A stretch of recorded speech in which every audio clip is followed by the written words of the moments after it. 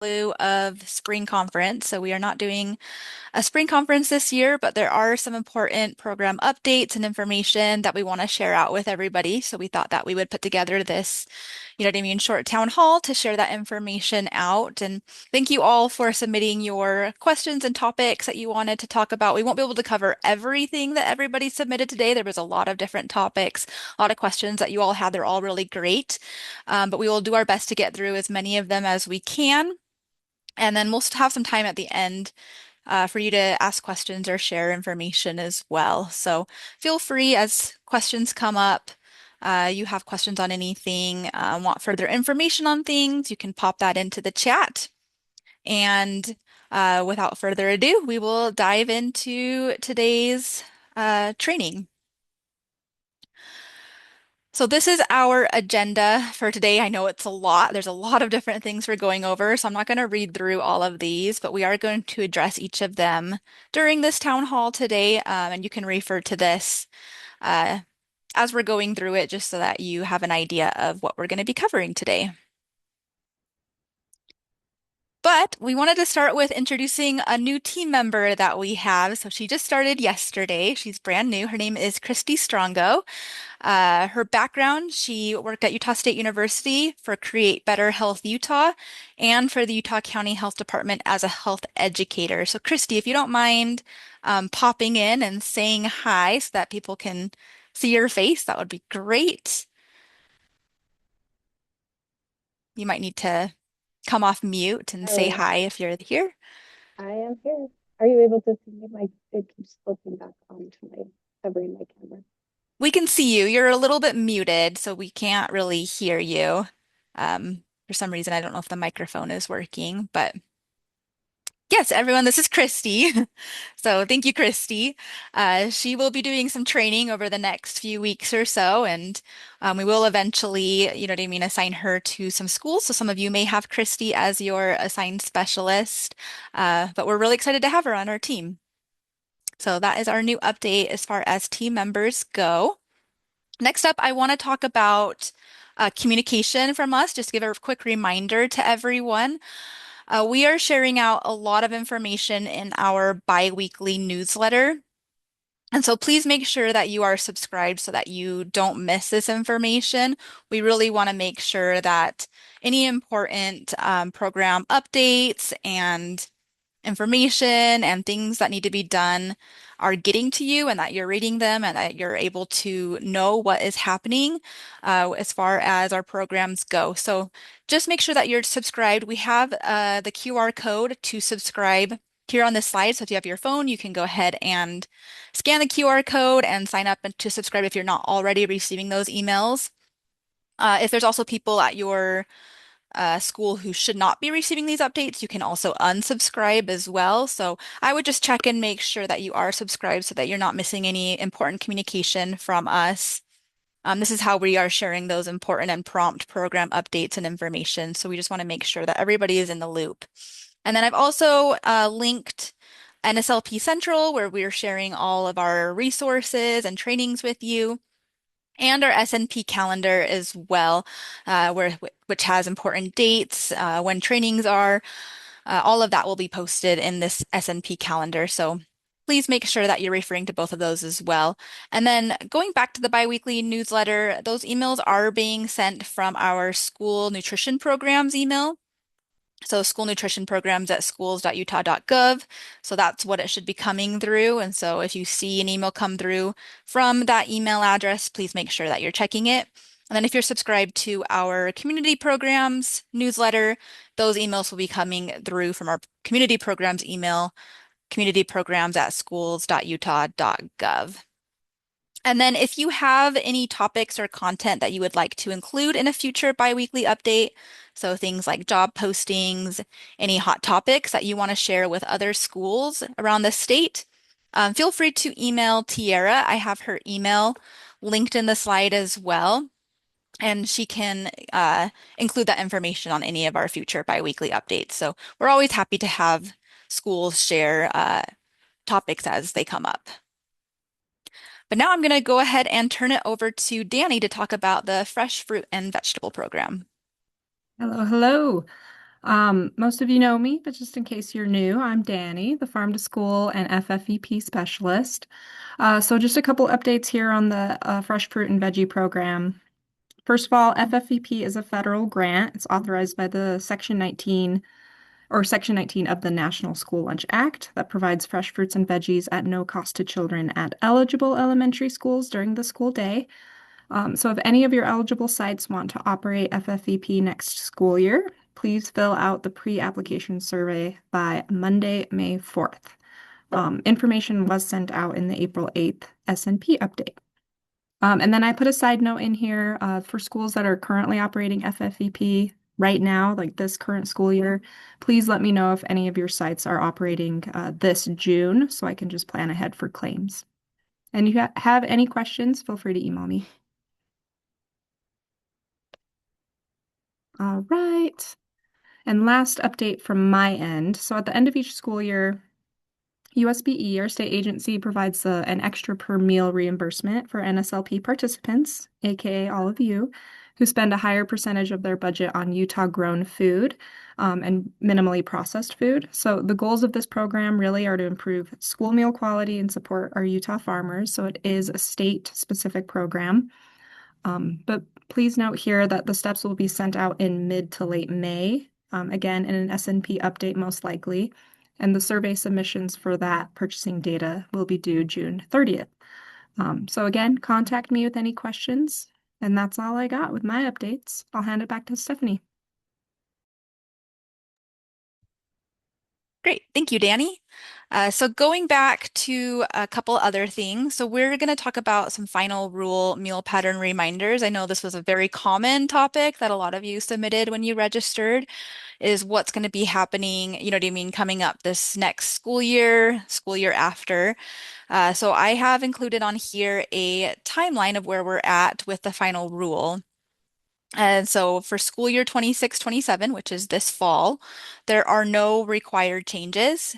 So you can continue to voluntarily reduce the amount of added sugars and sodium in your meals, but there's nothing that you have to implement as far as the final rule meal pattern goes. So there really isn't anything that you have to pay attention to. This last fall, so this current school year, is when you had to implement limits on added sugars and cereals, yogurt, and milk. And just as a reminder, the limit on added sugars for cereals includes both hot and cold cereal, and it is per dry ounce. So you'll just want to make sure to keep that in mind if you serve, you know what I mean, oatmeal or any other hot cereals in your meals, that the sugar limits do apply to hot cereals as well as cold cereals. And if you have questions on that, please feel free to reach out to our office. And we've also included a link to the implementation timeline if you want even more information about what's changing and when it needs to be implemented. Feel free to click on this link. But just know that coming up for school year 28, so not this next school year, but the school year after, that is when the limit on added sugars and sodium will take effect. So added sugars, it'll be no more than 10% of the weekly calories, and sodium, it'll be a 10% reduction for breakfast and a 15% reduction for lunch. Again, those do not take place this school year. You can work on gradually reducing those amounts, but that will be school year 28. And then I wanted to also touch on the new dietary guidelines and the food pyramid. We've had a lot of questions about that. We have not received any guidance from USDA yet on the new dietary guidelines and the food pyramid and how that will um, affect school meals. So once we receive that information, we will share it out with all of you. So just hang tight. Once we have information, we will give that to you. But for now, you don't need to be doing anything different. Just go ahead and keep following this final rule for the meal pattern, and you should be good to go. And then there is a state law going into effect for food additives beginning school year 26-27, so this upcoming school year. So just know that that is kind of the only thing that's really going into effect for this next school year. And Kim will be talking about that in a little bit more detail later on in this training.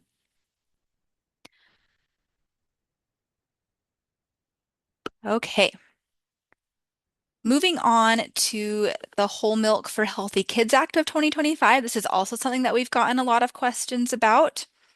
And so with this act, Whole and reduced fat, and 2% milk can be offered at lunch only. So that's kind of the key word is it can only be offered at lunch. So that includes National School Lunch Program and SSO lunch.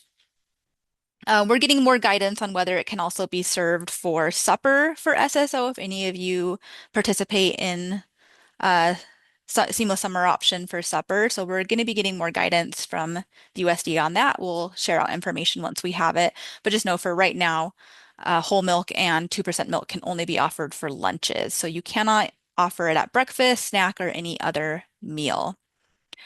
Included in the act is a thing about dietary specifications. And so for saturated fat, fluid milk can be excluded from the weekly limit for lunch, which means you don't have to count your fluid milk towards your saturated fat limit for lunch. But all of your other dietary specifications, so calories, sodium, added sugars, will still apply. So you'll want to make sure that you're including fluid milk when you're calculating how many calories, sodium, and added sugars you're serving each week. So just kind of keep that in mind. That's kind of what we know so far with the Whole Milk for Healthy Kids Act. And the act also includes parents requesting milk alternatives for their children for disability accommodations for lunch. So previously, schools had to have a written statement from a state licensed healthcare professional or a registered dietitian. But now parents or legal guardians may also provide this written statement to request a fluid milk substitute at school lunch. So that's kind of also included in this Whole Milk for Healthy Kids Act as well.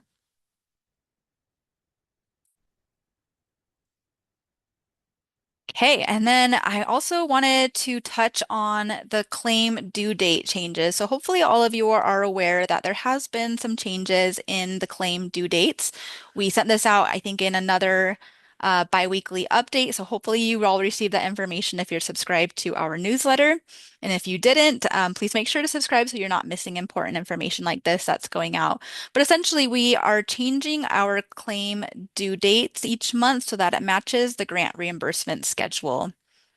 So for monthly claim processing, claims need to be submitted and certified by the grant reimbursement due dates.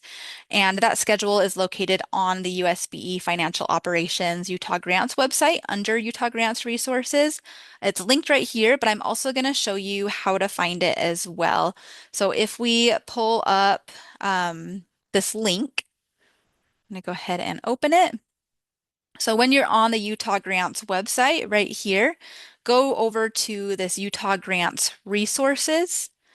And then if you scroll down, there is the grant reimbursement schedule school fiscal year 2026. This is the one that we're going to be looking at for this school year. We'll click on it. I'm going to make that a little bit bigger so that you can see it. But essentially, it'll tell you when you have to have your claims in each month in order for them to get paid out. So the dates that you really want to be paying attention to is this LEA deadline for submitting reimbursement for monthly allotment. This is what you're going to want to pay attention to. So for example, your April claim will be due in Primero Edge on May 8th. That's when we have to have it in if you want to get paid out that month. So again, you don't have to be doing anything different for submitting your claims. Claims will still be submitted in Primero Edge uh, for National School Lunch Program and School Breakfast Program, or in SNP Web if you're going to be participating in SSO. But the only thing that's changed is the due date for submitting those claims. So just pay attention to this column and make sure that you're getting those claims submitted by the dates here so that you get paid out on time. And this column right here is when those claims will be paid out. And so if you got it submitted by May 8th, you will receive the payment on May 29th. So just pay attention to the schedule. We have also posted this schedule in the SNP calendar. So all those dates should be in the SNP calendar, which I've again linked here as well. So I would put those dates on your own calendar so you know when claims need to be in each month. It changes a little bit each month. It's no longer like the fourth working day of the month that claims need to be in. It's now according to that schedule, but it actually gives you a little bit more time. Most of those dates are after the fourth working day. So it really gives you more time rather than less time. And then just make a note that the 60-day deadlines are not changed. So you have the full 60 days to submit the claim. And then after the 60-day deadline is passed, you won't be able to submit the claim without using your one-time exception, which can only be used once every 3 years. So again, just make sure that all claims are in by that 60-day deadline. Okay, and now I'm going to turn it over to Kim to talk about program fund disbursements. Good afternoon, Kim Loveland, Director with Child Nutrition Programs. Glad you guys are able to join us this afternoon.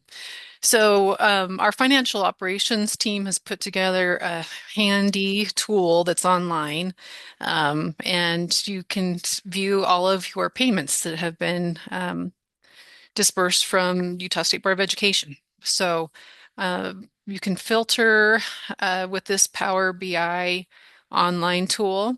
The program codes that are specific to our programs are listed on this slide for you to reference when you have time to go in and look at it. But I'm going to ask Stephanie to go ahead and click on that link and we'll pull it up to show you guys how to access this. So the link takes you to the minimum school program. This is all payments made out to your districts and charter schools. So this is public facing schools. And if she clicks on the Tableau allotment memo tab there, then there's a link for a Power BI allotment memo report.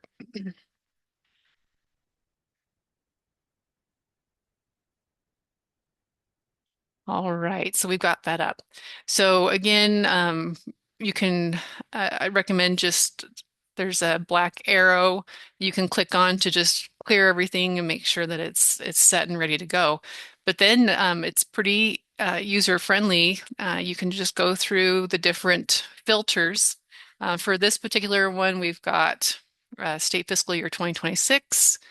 The fiscal period is listed as '09. So the first fiscal period is July. We're on the state fiscal year. So since we're looking at the 9th month in the fiscal period, we'll leave that there. You can go in and you can select under recipient. You can select your public district or charter school. We're going to have Stephanie select Beaver for us for this demo today. And then on that second row of filters, there's an LEA program code.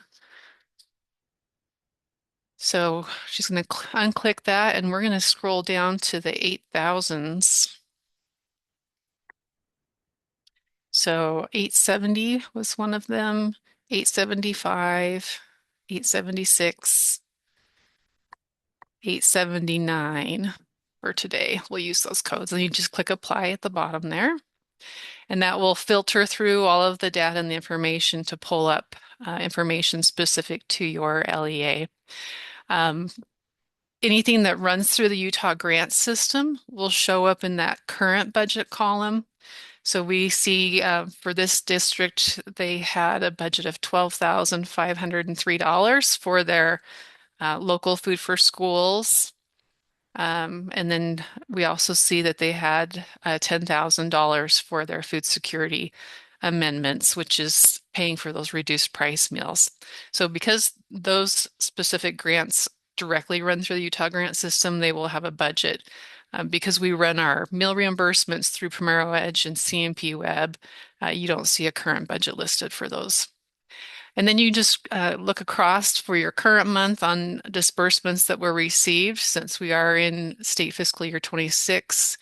For this district, we can see that there was $31,000 for the free and reduced lunch bucket of money, and then $7,000 for the paid bucket. And then we had $12,000 for school breakfast program. So I encourage you to go in and play with this tool and look and kind of see as far as the reimbursements and the funding that your LEA is getting specific to your program. I also encourage you, since this is the first year we've been using Primero Edge, to do some edit checks and spot checks as far as, where were you at last year at this time? And where your claim's hitting. We want to make sure that the calculations in Primero Edge are accurate. We've been doing some some edit checks on our side of the house with Primera Edge, but again, just another set of eyes just helps us make sure that those numbers are accurate and we're getting you the money that you have earned for each month. Also, just want to reiterate just internal controls on edit checks from the time you approve students for eligibility to your daily meal counts to the counts that you're putting in your claims, just making sure you have spot checks and edit checks and documentation to back all of that up. That's obviously needed for audits and reviews, but again, we want to make sure that you're getting the money that your LEA has earned on that. So another thing to note on this, as we get ready to do closeout, we'll start those activities. We'll start working through reconciliations in June through July. Your 2026 closeout for liquor tax for public districts and charters, that will be processed and dispersed in August. So just know that that final closeout amount for your liquor tax will show up on your August monthly allotment. Thank you, Stephanie. We can go back to the slides.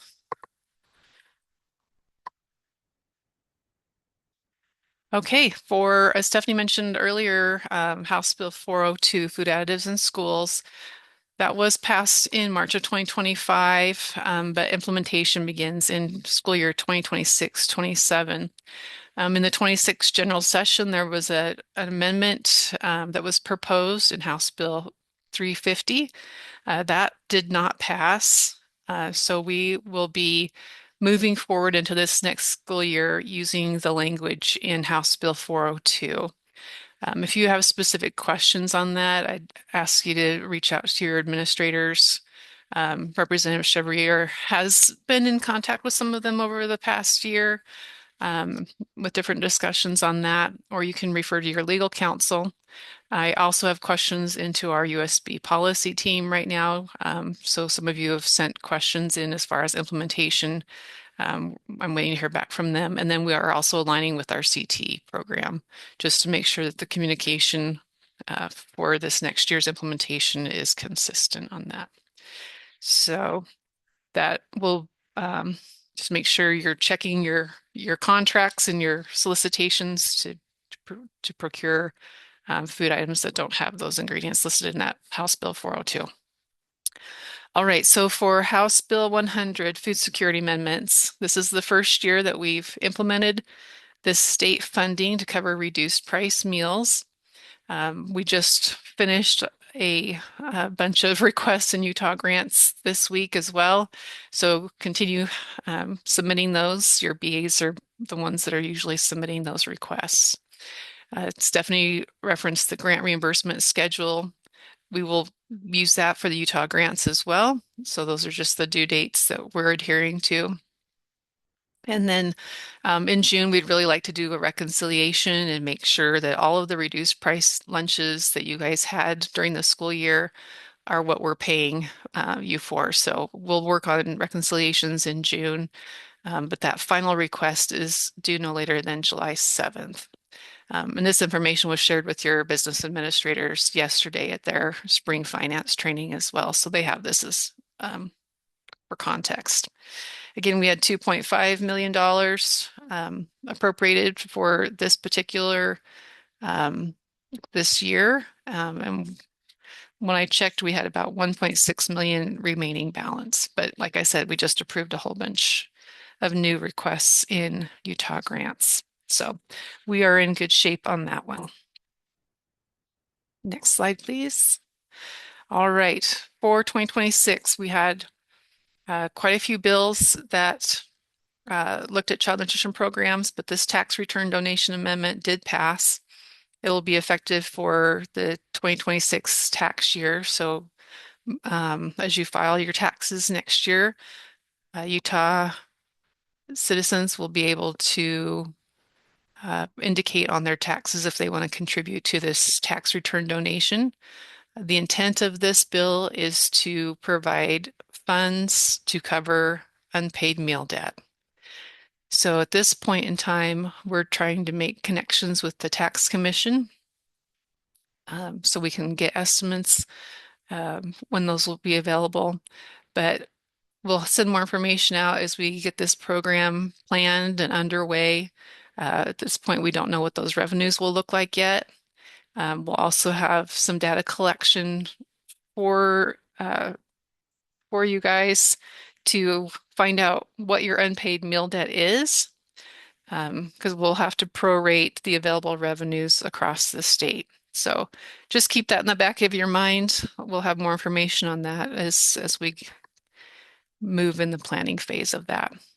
And then also, uh, the legislature approved another $2.5 million to cover reduced price lunches for this upcoming school year. So those were two nice appropriations that are needed and that you guys can utilize. So we were happy about that.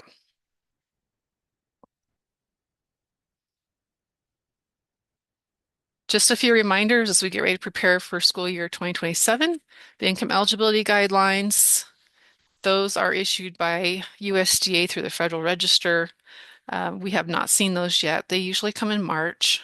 Just with the changes at the federal level, there are some new workflows as far as who needs to review and sign off on policy, guidance, resources. And so we have seen a delay with that. So as soon as we get more information on when the 2027 income eligibility guidelines are available, we will post that in our biweekly SNP updates so you guys have that. Our team here at USB is also reviewing forms and resources for this upcoming school year. That includes the free and reduced price household application. We are making some slight changes to the opt-out for Sunbucks statement just to add some clarity to that. That will be on the Utah applications.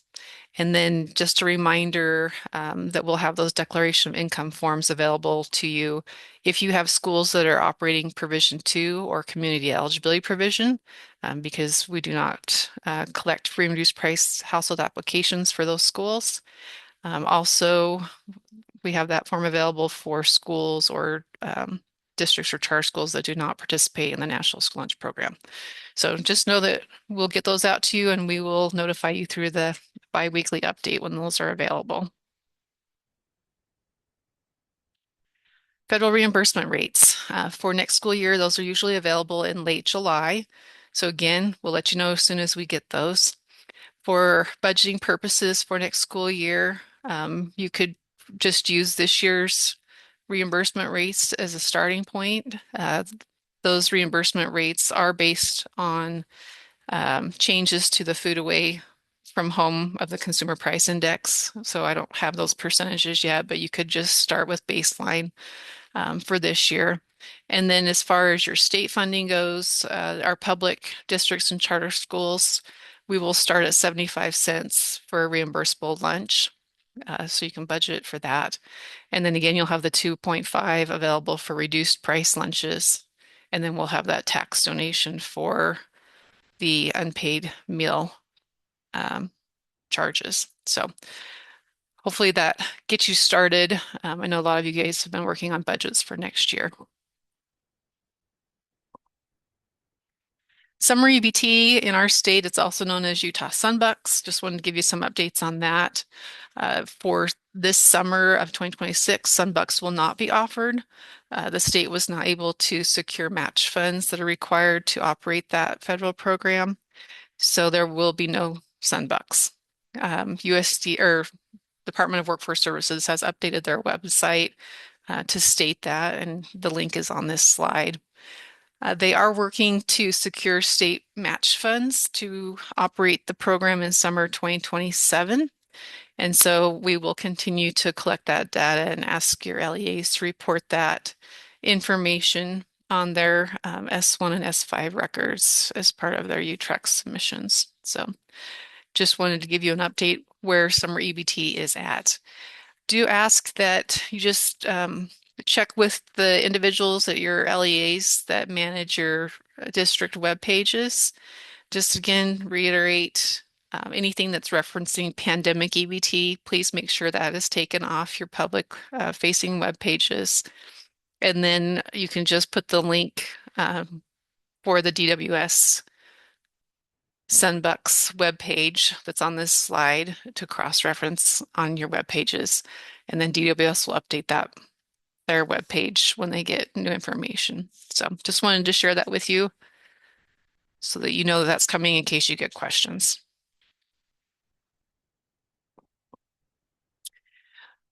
The other bill that was passed this last session from the state was House Bill 172, and that changes the renewal requirements for a certified food safety manager from 3 years to 5 years. That's under the purview of the county health departments. So any questions on that, you'll direct to your county health departments. And then our understanding on that is if you have whatever effective dates that you currently have on those certificates, that's what you'll use. We are not going to ask you to go in and update that information in Primero Edge for this school year, but just know that when we do annual contract renewal for 2027, that's information that is put into the system. So just wanted to let you know about that if you hadn't heard about that bill. A lot of people were excited about that. So those are updates that we have from the legislative session for this year.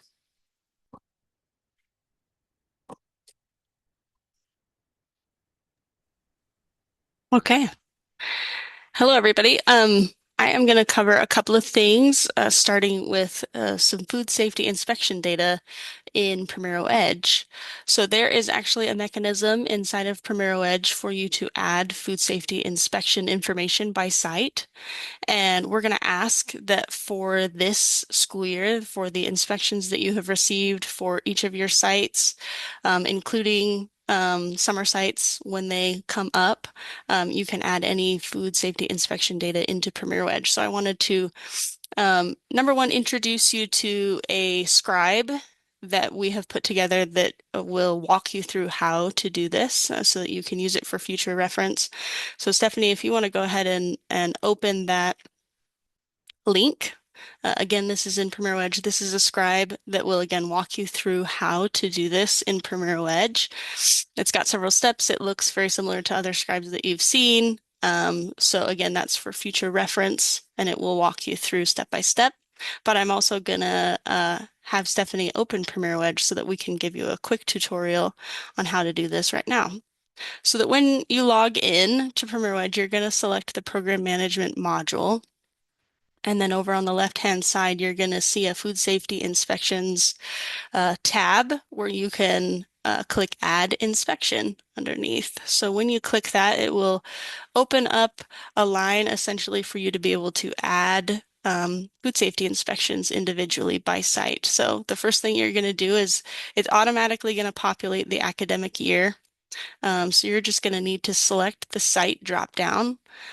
Select the site that you want to add the inspection for. You'll notice that when she selected that site, it automatically populated the first inspection for the year. So the system will know how many inspections you have added for that specific site and will automatically populate which inspection it is.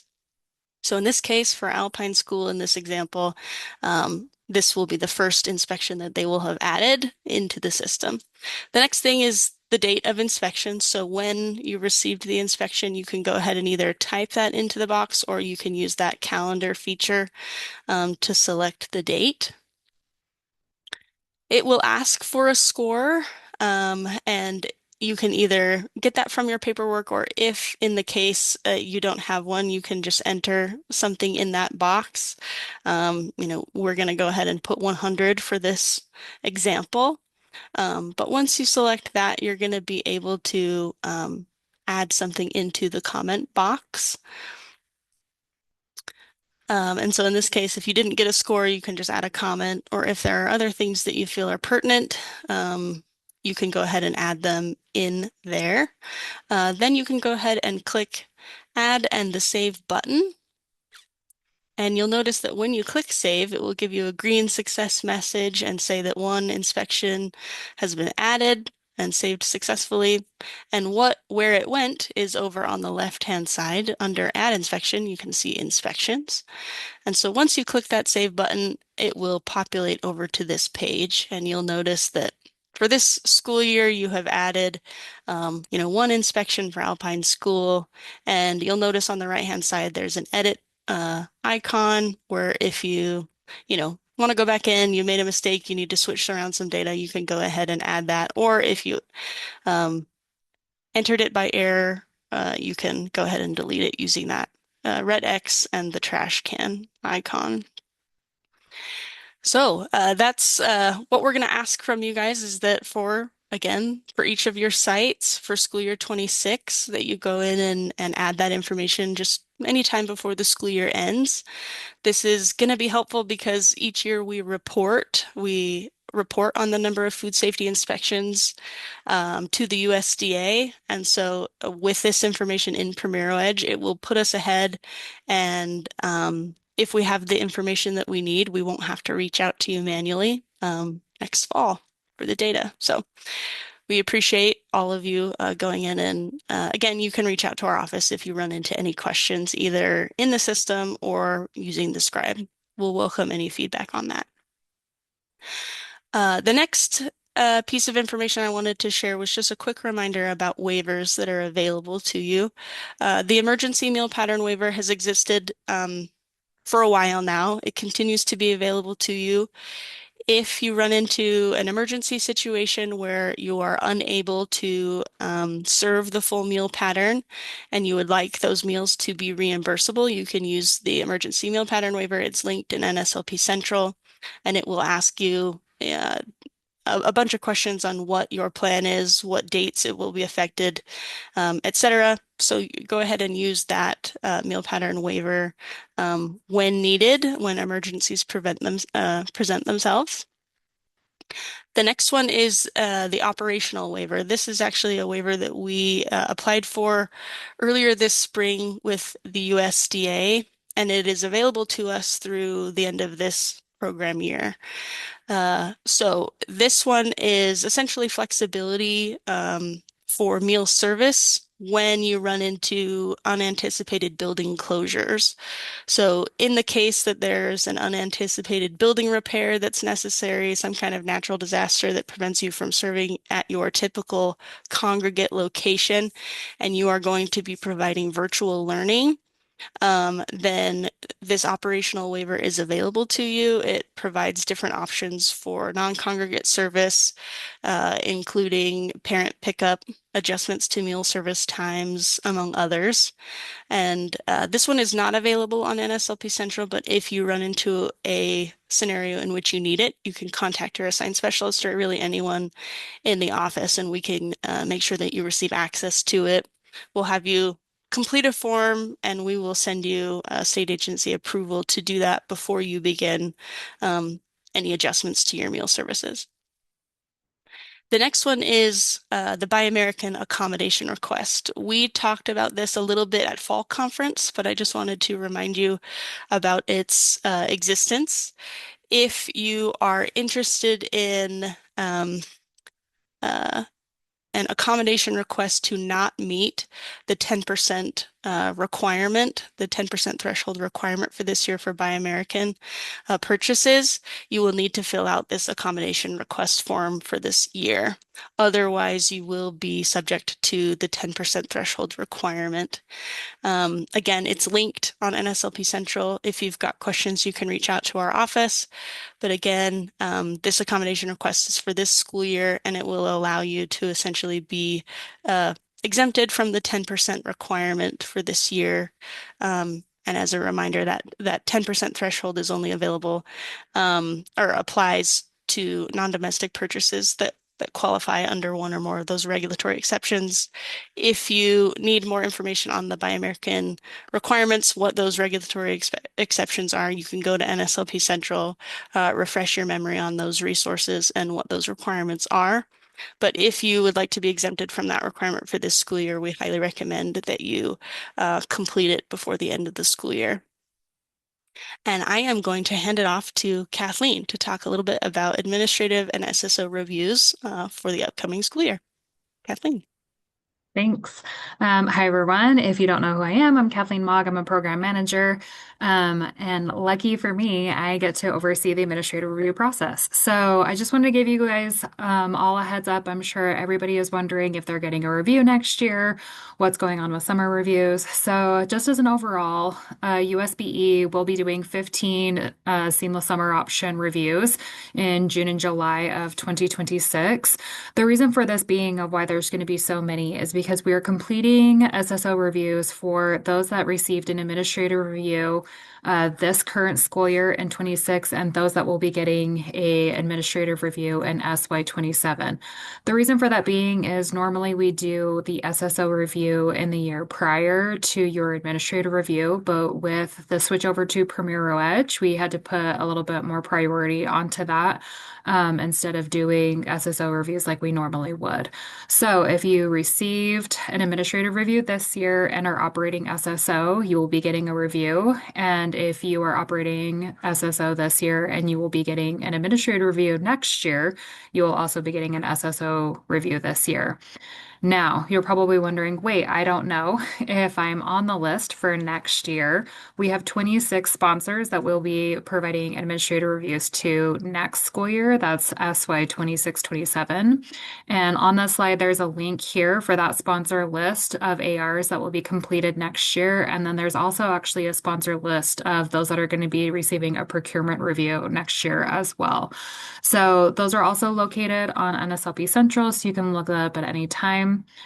Your assigned specialist will be contacting you over the next month to schedule your review for summer, as well as looking at what month is going to be the best month next school year for your administrative review for those that are getting one next year. All right. Now, we just wanted to do some reminders about some resource management as we have been closing out this year with administrative reviews in the first year of our cycle. We've seen several common errors or findings, and so we kind of just wanted to talk a little bit about this and give you all a reminder. First off is paid lunch equity. I know many of you don't interact with paid lunch equity a lot, especially because here at the state office, we complete that tool for you. But USDA actually just released their guidance, which was Policy Memo SPO6 2026 yesterday, which is very exciting because it's much earlier than they normally have been over the last several years. In short, that policy memo is stating that SFAs will receive an exemption if they have had a positive balance as of June 30, 2025. Lucky for us, the majority of the SFAs report to Utah State Board of Education in the financial systems, or UPEFs is the acronym that we utilize for that. We can pull a report from there and establish if the food service account was in a positive balance as of that date. If the SFA is at a zero balance, we're going to reach out to you and ensure that it truly was a zero balance, or if you needed to do a transfer of funds to make it zero. If you had to do a transfer of funds to your food service account, then you will not meet the qualifications for that exemption, and we will have to complete a paid lunch equity tool for your SFA. So look out for that Qualtrics survey coming out in the next several weeks. We've got to build that. We just got the policy memo for that, and guidance for that. So we'll be reaching out to you here in the next couple of weeks if you had a zero balance as of June 30, 2025. All right, net cash resources. This is an annual requirement for you to establish if you are in compliance. As a reminder, your net cash resource requirement is that you cannot carry a positive balance over a 3-month average expenditure. So if you are in an excess of funds, you need to reach out to your assigned specialist for a spend down plan approval from the state agency. We will not be assessing this on an annual basis anymore. We will just be reviewing that during the administrative review. But if you are in excess of funds and do not have a spend down plan approved by the state agency or which means your assigned specialist, then you will not be in compliance with this requirement and will receive fiscal action for that. So we wanted to just give you a reminder as you're closing out the school year, see where your fund balance is at. Make sure that you're within that 3-month excess. If you are over it, then please reach out to your specialist. We can also help maybe provide some guidance on how you can spend down some of those funds and what is approvable or allowed. Last but not least, in terms of resource management, both of these are annual requirements, your non-program food revenue tool, as well as pricing adult meals. So first off, your non-program food revenue tool, we wanted to remind you that there is a state waiver available for this. This is Memo SPO1 2026. This was sent out last year and is also available on NSLP Central to look at. What this waiver allows for is SFAs that are doing a la carte only milk to be able to be waived from the non-program food revenue tool requirement. And the other option with that is if you are doing adult meals only or adult meals along with your a la carte milk, and you are pricing adult meals utilizing the USDA adult meal pricing worksheet. Essentially, what that requirement is asking for and establishing that federal reimbursement funds are not being utilized to subsidize any non-program foods. As a reminder, a non-program food is anything that is being sold that is not a reimbursable meal. So along with that, pricing those adult meals and recovering funds for that to ensure is again an annual requirement. You can utilize that USDA adult meal pricing worksheet. It's an Excel spreadsheet. It's available on NSLP Central, like all of our other resources. And essentially what that does is take all reimbursements that you are receiving, adds it all together, and ensures that that price point is ensuring that none of the federal reimbursement is being utilized to subsidize those meals for adults. The other way that you can do adult meal pricing is that you can do meal costing and ensuring that you are charging enough to cover the actual cost of the meal. And again, to show us and establish that federal reimbursement funds are not being utilized to subsidize those meals for the adults. And that is it. That's all I got. So I'm going to pass it on. Okay, I'm gonna hop back on to just go over a couple of USDA Foods end of year reminders. So I know we talked a little bit about this at our USDA Foods monthly update for April, but we just want to make sure that we're covering this again because the end of the year is coming up very quickly. So as we come to the end of the year, I know a lot of business administrators are going to be asking you for your annual value of USDA Foods. And so you're going to want to pull that for them. We have a great resource, this How to Pull Reports for Annual Value of USDA Foods Received. That's linked in the slides. It'll walk you through how to pull the annual value of, DoD, direct shipment, and processing. So please use this resource as you are needing to get those numbers. For DoD, I just wanted to let everyone know that we don't have any extra funds for that for this year. So if you do run out of your DoD funds, you will have to purchase produce commercially. So just keep that in mind. We apologize. There just is none left. So unfortunately, if you run out, you're out. And then June 30th is going to be our deadline to spend down your processing pounds and your DoD balance. And so you have until then to spend down any remaining processing pounds and DoD funds that you have. If it's not spent by June 30th, then we will be sweeping it after that. And then finally, just as a reminder to those of you who participate in USDA direct shipment, that's where the product is delivered directly to your schools and not to the state warehouse. Please submit your receipts in Primero Edge within 2 days at most. The best practice would be to submit the receipts immediately, the day that you receive the product. We are required to report these receipts to USDA within 2 days, so please get those in just as soon as possible, as soon as you receive those deliveries. Okay, and then I'm going to hand it back over to Kim for the last couple of slides. All right, thanks, Stephanie.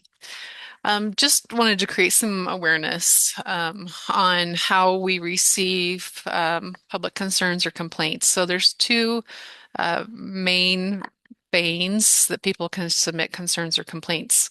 The first one, they can report directly to the Utah State Board of Education. The link is on the slide. Anyone in the public can submit a concern or complaint, including your students. Those complaints are managed at the internal auditing section here in our agency, and those are shared with the superintendency. After internal audit and superintendency reviews those complaints, they forward the information, the pertinent information to the section directors.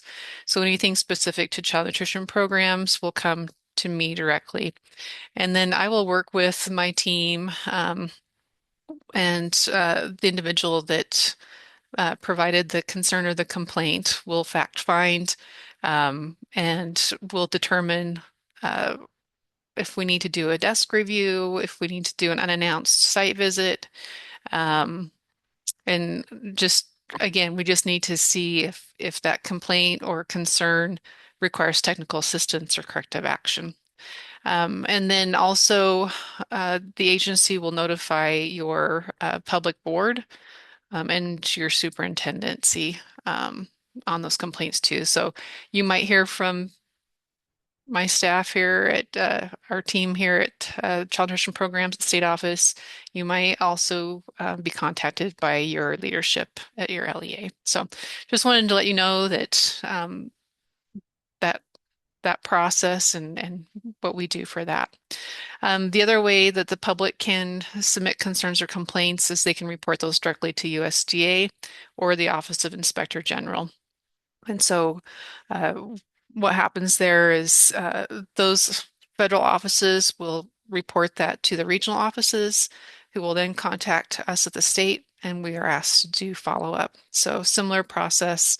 It could warrant an unannounced review. It could be a desk review. It could be record requests, those types of things. So just wanted to let you know that that's happening and just be aware of that and know that if there are concerns or technical assistance or corrective action that's needed, we will provide you the information that you need to get that fixed. So the next thing we have for you, I believe, is just the top issues that were previously reported to our office as far as what you're trying to work through in your food service programs. They're ranked here from number one being the most concern or the top issue with rising food and labor costs and reimbursement rates.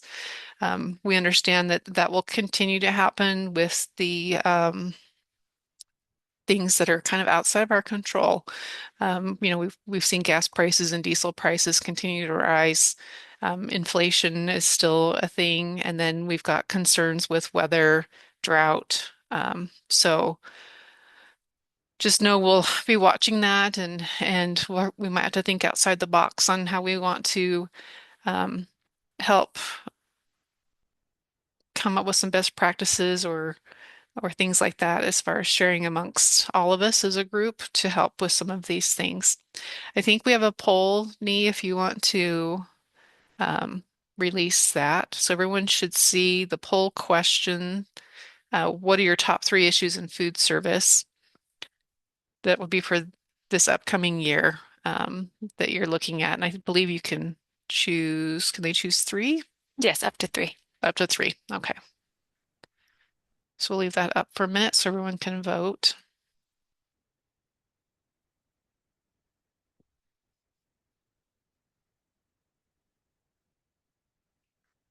And this will just inform us and give us some information so we know how to prioritize training topics moving ahead over the next few months and into the next school year.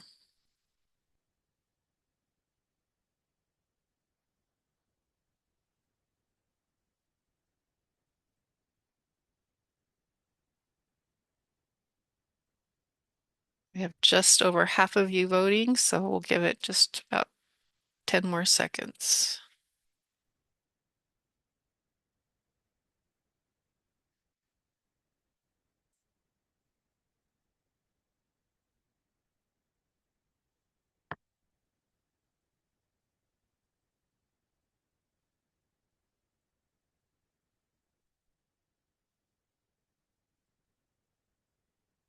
All right, thanks, Nee.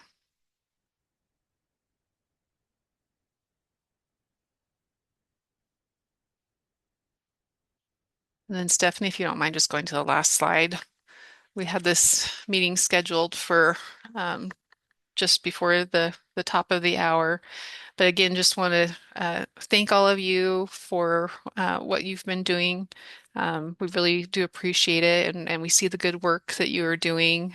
We've had a lot of conversations with a lot of different people from local level to state level to national level on our programs over this past year.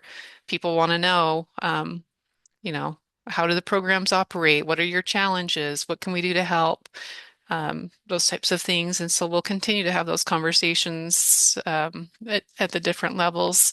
The big thing for us will be to educate and inform, right?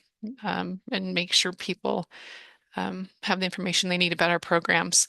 We covered a lot of the topics that you guys wanted us to cover today. We weren't able to cover all of those, but we do have that information, and we'll go through that as a team and see what we can do to address some of that. I believe, Stephanie, do we have another director's call scheduled for May or April? Yes, there is going to be one this Friday, I This believe, at Friday. 8:30. So if Okay. you haven't already signed up, then please do. So yeah, that would be a good place to discuss and talk about some of the topics that you guys shared with us, um, especially where it comes to best practices for budgeting, cost control, strategies, menu and food preparation, breakfast ideas for speed scratch, low sodium, reducing added sugar. Those were some other things. Someone asked for standard operating procedure on share tables. That would be a great thing to share at that Friday call as well. And then we'll continue to look at like the program stuff that you guys would like more information for on commodities, administrative reviews. One other best practice that was asked that would be good for Friday would be just staffing patterns that you're seeing, retention, workplace relations, training your staff, and staff appreciation ideas at no cost. Burnout was another thing that was shared. And then just engaging students and increasing student participation. So I would encourage you guys to maybe talk through some of those topics on Friday since we didn't have time to cover a lot of those today. But again, just really appreciate all of you and what you do to help our students be healthy and successful in school. Stephanie, do we have any last comments as far as the slides or the recording for people to access later? Yes, we will get this recording posted on NSLP Central within the next day or so. So we'll let you guys know once that has been posted, and we'll get the slides up there too. So you should be able to access this if you missed it today or if you want to rewatch it. And then, yeah, if any questions come up, please feel free to reach out to us. But we really appreciate everyone. So thank you all. Thank you. Thank Great. you. Thanks.